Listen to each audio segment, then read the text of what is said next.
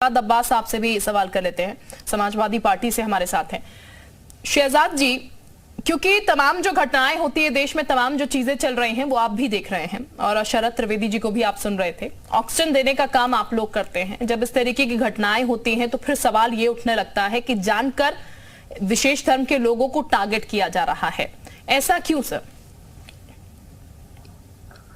शिल्पा जी, बहुत धन्यवाद आपका, आपने मुझे मौका दिया बात रखने का। जी देखिए, एमयू की बात हो रही है। एमयू जो है वो 1920 में इसका जो शिलान्यास हुआ, उसके बाद 1921 में लोकसभा की अधिनियम के, सांसद के अधिनियम के तहत इसका जो है वो केंद्रीय विश्वविद्यालय का दर्जा इसको मिला हुआ है। इसके अंदर पूरी दुनिया के छात्र आके पढ़ते हैं, 28 से 30 हजार छात्र आके पढ़ते हैं। और जो घटना सामने आ रही है, इस तरीके की कोई भी धर्म, मजहब, समाज आतंकवाद का समर्थन करता ही नहीं है और समाजवादी पार्टी ऐसी चीजों की कड़े शब्दों में निंदा करती है।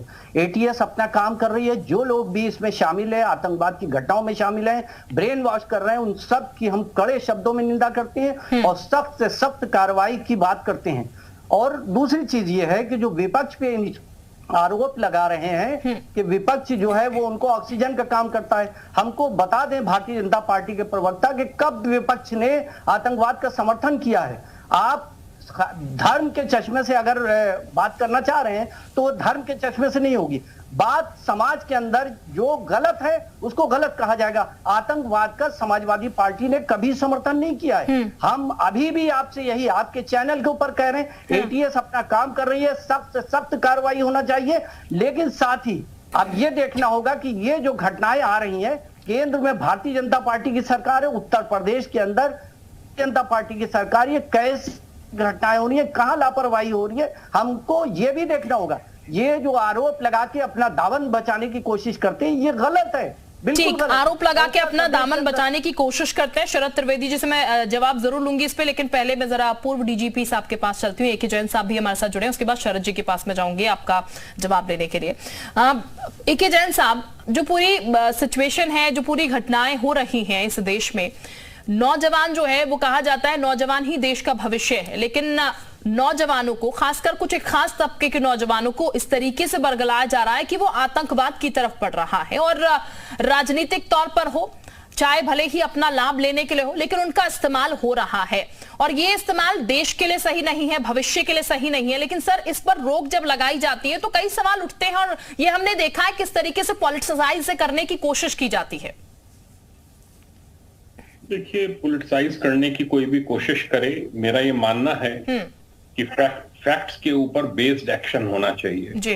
अगर हमको कोई सूचना मिली है, कोई अभी सूचना है, कुछ हमारे पास सर्विलांस की रिपोर्ट्स हैं, जो सेंट्रल एजेंसीज हैं उनकी रिपोर्ट्स हैं, क्योंकि बहुत से नंबर्स जो हैं वो सर्विलांस पे रहते हैं, बहुत से जो सोशल मीडिया के ग्रुप्स हैं वो चिन्हित करके उनकी मॉनिटरिंग की जाती है। और जब ये पाया जाता है कि वहां पे वो अन्य लोगों को भी रेडिकलाइज करने की कोशिश कर रहे हैं, बरगलाने की कोशिश कर रहे हैं, गुमराह करने की कोशिश कर रहे हैं, तो इसके पहले कि वो पूर्ण रूप से रेडिकलाइज हो जाएं या किसी घटना को अंजाम देने की तैयारी करें, उसके पहले पकड़ लेना, उनको बुलाकर पूछताछ करना, इससे न सिर्फ आने वाली घटनाओं पर रोक लगती है, ये एक तरह से पुलिस का और एटीएस का प्रिवेंटिव एक्शन है, निरोधात्मक कार्रवाई है कि जिससे आगे कोई बड़ी घटना अंजाम ना दे दी जाए। तो ये किया जाना ये ठीक है और जो कार्रवाई एटीएस कर रही है उसको उसके अंजाम तक पहुंचाया जाना चाहिए। जो भी रेडिकलाइज करने की कोशिश हो रही है इसकी निंदा होनी चाहिए। जितने भी वक्ता हैं इस पैनल में सभी ने उसकी निंदा की है। ऐसी सभी घटनाओं की भर्त्सना की जानी चाहिए, क्योंकि युवक जब रेडिकलाइज होंगे तो हो सकता है कल वो विदेशों में जाके लड़ने के लिए प्रेरित हों, लड़ाके बने और समाज में इससे जो है तरह तरह की भ्रांतियां उत्पन्न होती हैं, इससे मनमुटाव उत्पन्न होता है। ये घटनाएं गलत हैं और जो भी ऐसी हरकत कर रहा है, जो बरगलाने की कोशिश कर रहा है, साहित्य बांट रहा है और उनके पास से पेन ड्राइव और सब लिटरेचर मिला है, इनके खिलाफ कड़ी कार्रवाई होनी चाहिए जिससे दूसरों को नसीहत मिले और इनकी गतिविधियों पर तत्काल रोक लगे और ये स्लीपर सेल्स वगैरह को क्रिएट ना कर पाए। बिल्कुल सर, एक्शन होना चाहिए, हालांकि एक्शन हो भी रहा है, कार्रवाइयां लगातार की जा रही हैं। शरद साहब का हम रुख कर लेते हैं। शरद त्रिवेदी जी, आपने शहजाद अब्बास को सुना, अभी तमाम बातें उन्होंने कही, इसमें एक चीज मैं और इंक्लूड कर देती हूं। कल ही अखिलेश यादव का बयान सामने निकल के आया, क्योंकि आतंकवाद के खिलाफ बीजेपी भी पुख्ता तरीके से, पुरजोर तरीके से कहती है कि हम लगातार आतंकवाद पर प्रहार कर रहे हैं, आतंकवाद को खत्म करने की कोशिश भी हो रही है। लेकिन इन सब के बाद अखिलेश यादव को यह भी लगता है कि बीजेपी की जो रणनीति है वो रणनीति ही गलत है, और इसीलिए हमारे जो जवान हैं उनकी शहादत भी लगातार हो रही है।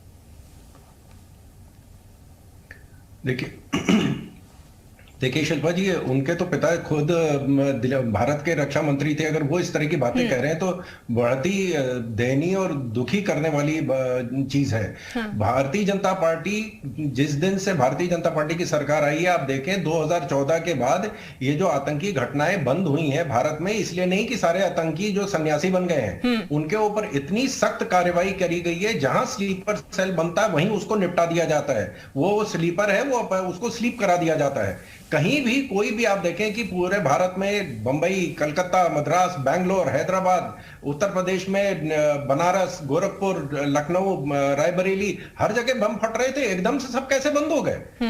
हमने कार्रवाई, अब जब विजय मिश्रा के ऊपर कार्रवाई होती है, विकास दुबे के ऊपर कार्रवाई होती है, अनिल दुजाना के ऊपर कार्रवाई होती है, अंकित जाट, आकाश गुजर के ऊपर कार्रवाई होती है, तो साहब इसमें कोई संविधान को खतरा नहीं होता है। आप देखें कि अतीक अहमद का जब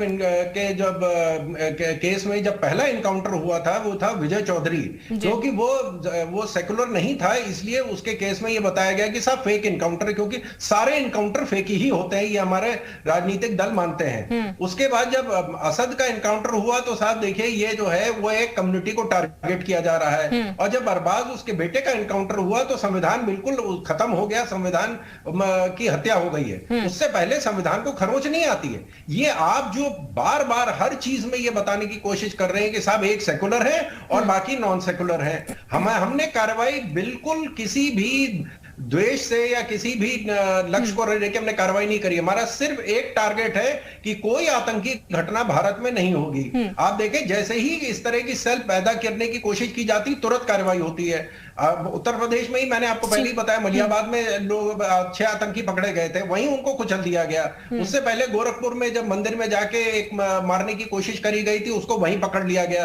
तो कोई भी ऐसी घटना नहीं घट रही है। दिल्ली में जो है स्पेशल सेल दिल्ली पुलिस की, उसने अभी हाल में कार्रवाई करी है। आए दिन ये लोग पकड़े जा रहे हैं, बिल्कुल लगातार, यानी कि बिल्कुल वर्ग विशेष को अलग रख के ये दिखाना है कि साहब हर कार्रवाई जो है वो राग या द्वेष की भावना से की जा रही है। तो क्यों सर बार बार ऐसे आरोप लग जाते हैं विपक्षी पार्टी की तरह? क्योंकि जब आतंकवाद की बात होती है तो फिर सब पार्टियों को, सब धर्मों को एक साथ आके उसके खिलाफ लड़ना चाहिए, लेकिन जब किसी माफिया का एनकाउंटर होता है तो उसे फेक करार दे दिया जाता है।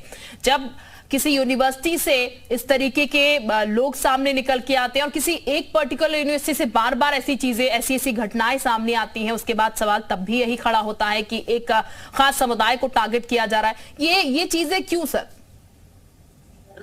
देखिए, अभी मैं भारतीय जनता पार्टी के प्रवक्ता को सुन रहा था, वो अपनी पार्टी का जो पक्ष रख रहे थे, बहुत बखान कर रहे थे कि आतंकवाद की कोई घटना कहीं नहीं हो रही है पूरे हिंदुस्तान में।